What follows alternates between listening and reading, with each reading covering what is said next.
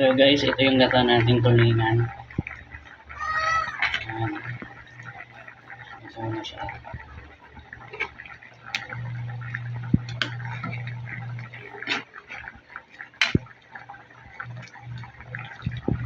Ayan, sarap na.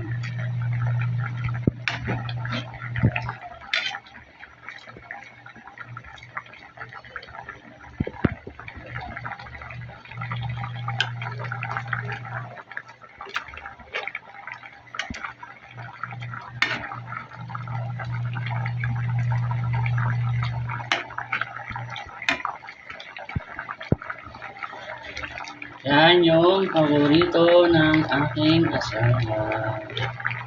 Gatang tulingan. Subukan nyo, no?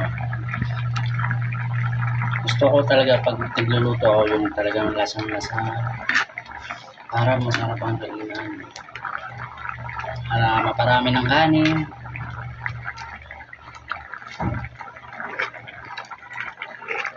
Patuyuan lang natin siya ng konti.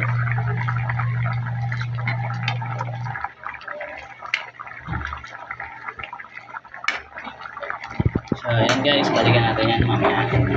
Bye guys, huwag na kalimutan i-follow ako, i-share at like. Pindutin na rin yung bell. Salamat, maraming salamat mga luto.